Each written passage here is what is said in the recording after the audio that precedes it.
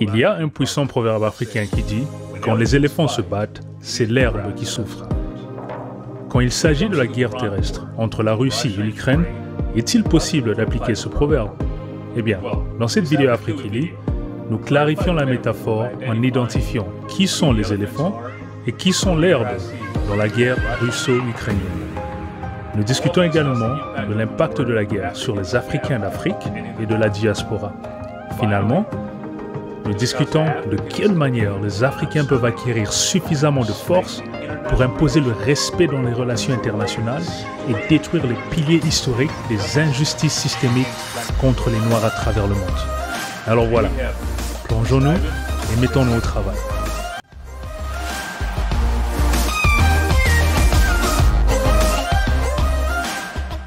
Bonjour la famille, bienvenue sur Afriquili, où nous plaidons pour la création d'un État fédéral des États-Unis d'Afrique en nous focalisant sur trois piliers, l'histoire panafricaine, les affaires panafricaines et l'action politique panafricaine.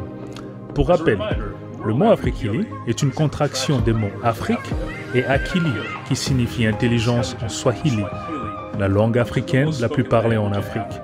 Alors Afriquili signifie intelligence africaine. Gardez à l'esprit que vous pouvez également lire notre blog en ligne ou en vous inscrivant pour les recevoir directement dans votre boîte mail en saisissant votre adresse email sur notre site internet www.afriquili.com. Dans la vidéo d'aujourd'hui, nous allons nous concentrer sur la politique panafricaine dans le contexte de la guerre entre la Russie et l'Ukraine. Vous savez, depuis que la Russie a lancé la guerre terrestre contre l'Ukraine le 24 février 2022, le conflit a occupé la majeure partie des couvertures médiatiques sur les chaînes de télévision et de radio occidentales.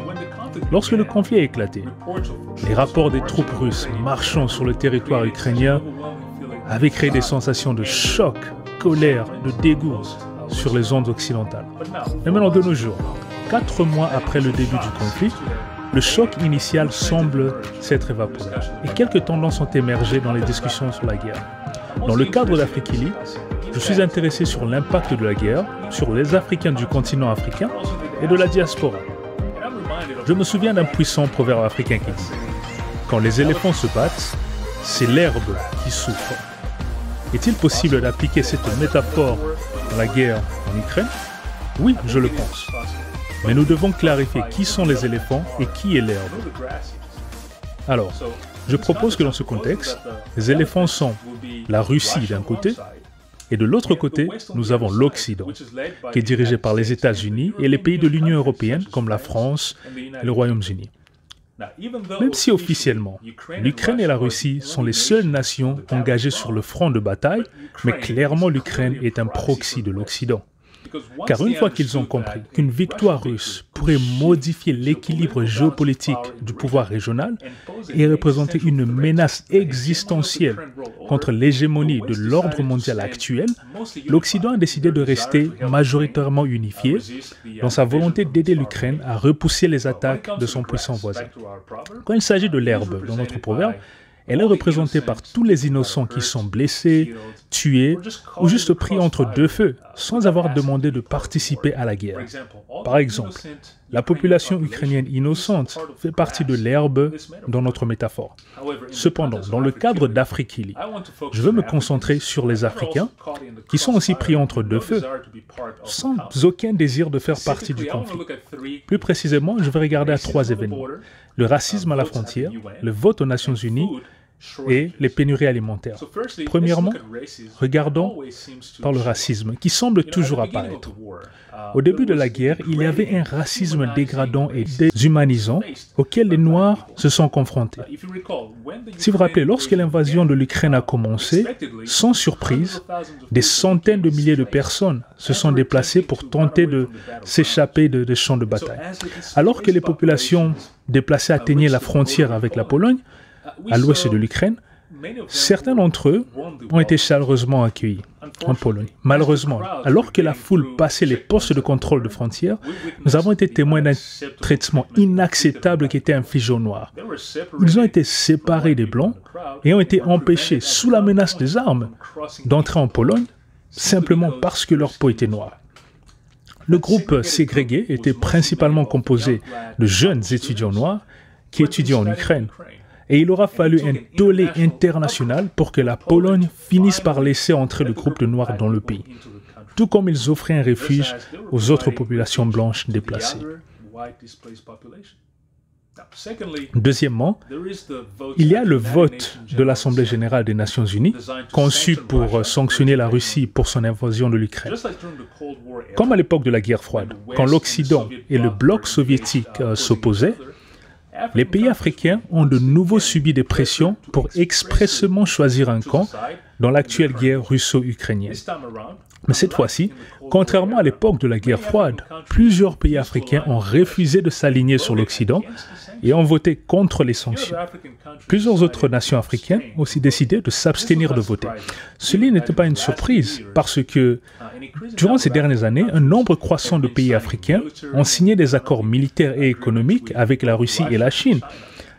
Par conséquent, leur vote ou leur abstention n'était que la confirmation d'une tendance qui se produit depuis plusieurs années. Vu que les accords avec l'Occident ont historiquement conduit à l'exploitation déloyale de leurs ressources et la manipulation de leur système politique, plusieurs pays africains se tournent vers l'Est pour de nouveaux partenariats. Alors, troisièmement, le conflit a créé des perturbations majeures de l'approvisionnement en blé dans le monde, car la Russie et l'Ukraine représentent l'essentiel de l'offre mondiale. L'Afrique pourrait potentiellement payer un lourd tribut, car la Russie a décidé de déployer son food power en imposant un blocus qui empêche les cargaisons de céréales de quitter les ports ukrainiens.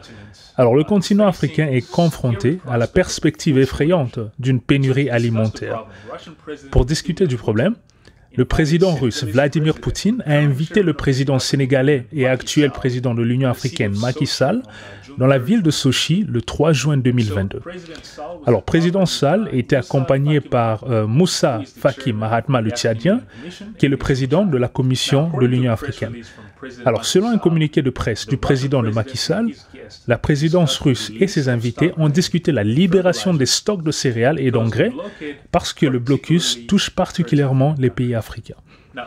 Alors, les trois événements que j'ai décrits illustrent comment l'Afrique fait partie de l'herbe dans le conflit russo-ukrainien.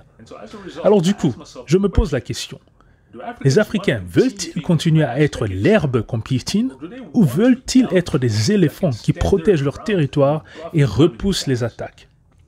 Après réflexion, la réponse est claire pour moi. Les Africains ne doivent évidemment pas aspirer à être l'herbe qui est piétinée, mais ils ne doivent pas non plus aspirer à devenir les éléphants du proverbe. Aussi impressionnant que puisse paraître la métaphore de l'éléphant, la notion manque encore d'ambition. Au lieu de vouloir être des éléphants, les Africains devraient aspirer à être des puissants lions, capables de terrifier tous les attaquants potentiels avec un puissant rugissement.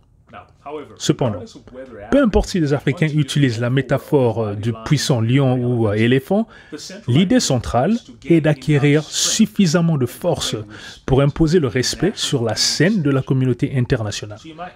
Alors vous pourriez vous demander, concrètement, comment les Africains peuvent-ils atteindre un objectif aussi élevé? La réponse? En créant les États-Unis d'Afrique. Pour être clair, quand je parle des Africains, je ne parle pas seulement des Africains sur le continent africain. Plutôt, je fais référence à l'ensemble de la diaspora africaine à travers le monde.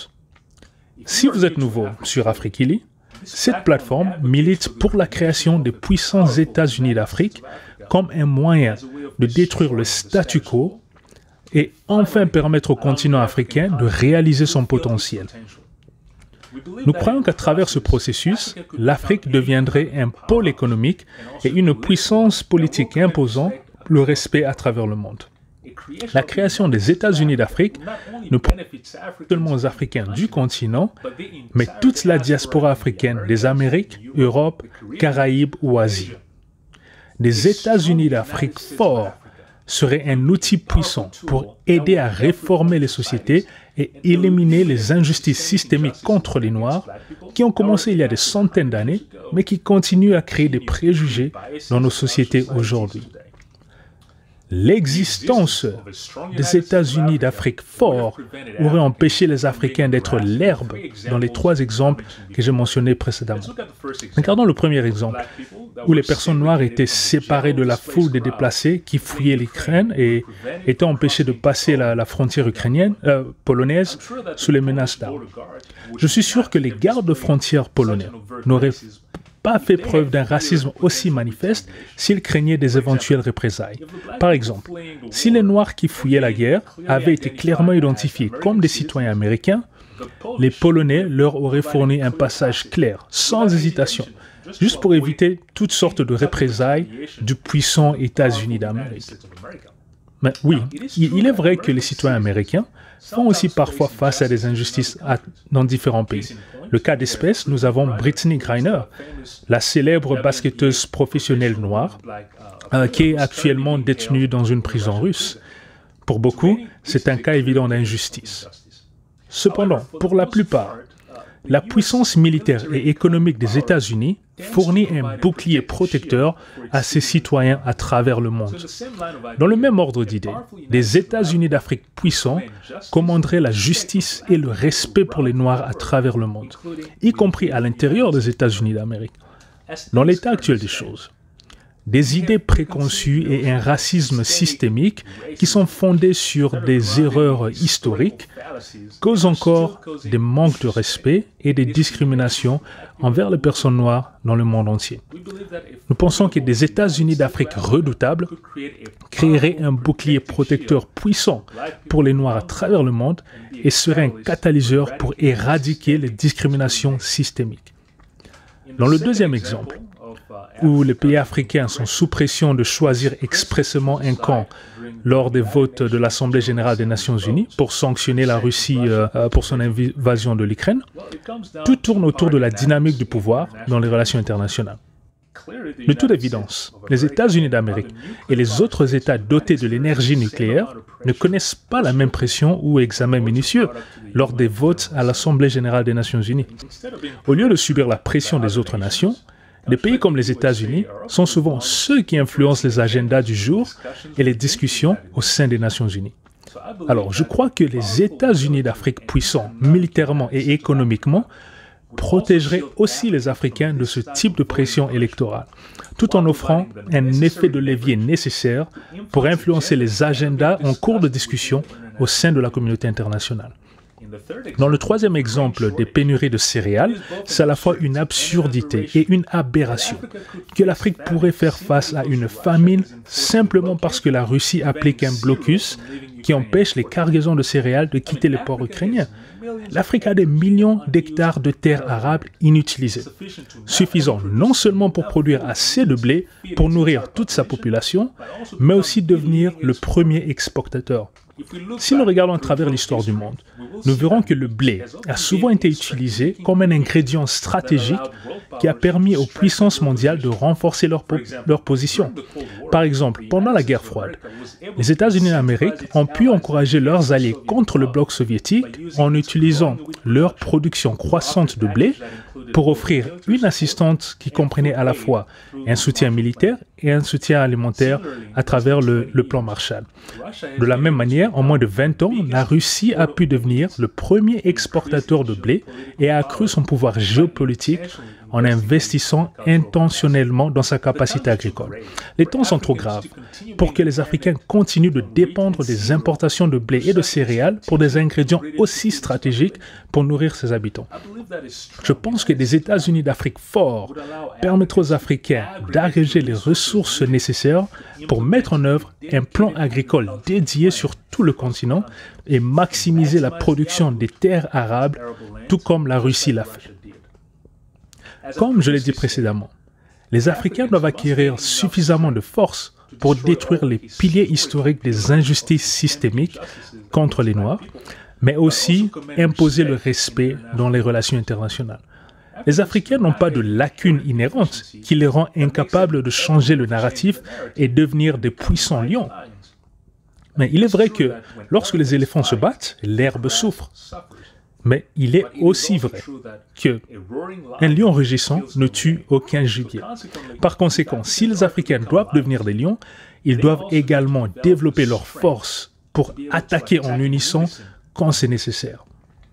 En fin de compte, je crois que la création des États-Unis d'Afrique offre la meilleure voie à suivre pour les Noirs en Afrique, dans les Amériques, les Caraïbes, l'Asie, partout ailleurs dans l'arène de la communauté internationale. Donc voilà, comme nous l'avons vu à travers cette vidéo, le monde africain fait partie de l'herbe qui se fait piétiner par les éléphants qui se battent en Ukraine. Cependant, les Africains n'ont pas de lacunes inhérentes qui les empêcheraient de changer le narratif. Non seulement les Africains ont la capacité de devenir des éléphants capables de repousser les attaques contre eux, mais ils ont aussi la capacité de devenir de puissants lions capables de terrifier tous les attaquants potentiels avec un rugissement puissant. Pour y arriver, les Africains auront besoin d'acquérir suffisamment de forces militaires et économiques pour imposer le respect sur la scène de la communauté internationale. Et concrètement, comment les Africains peuvent-ils accomplir un objectif aussi majestueux? En créant les États-Unis d'Afrique. Comme j'aime le dire, nous aspirons à une révolution et un changement qui ne peuvent être atteints par une seule personne ou un seul mouvement. Cela ne peut être fait que par un effort collectif. Voilà pourquoi Afrikili préconise fortement de travailler dans des coalitions très focalisées et de mutualiser les ressources, fédérer les efforts. Oui, le mouvement Afrikili poursuit un rêve grandiose d'une unité à travers le monde africain. Et si nous y parvenons ensemble, nos actions vont résonner pendant des générations et nous serons connus comme la génération qui a finalement remis l'Afrique sur le rail vers l'unité et la prospérité, vers les États-Unis d'Afrique.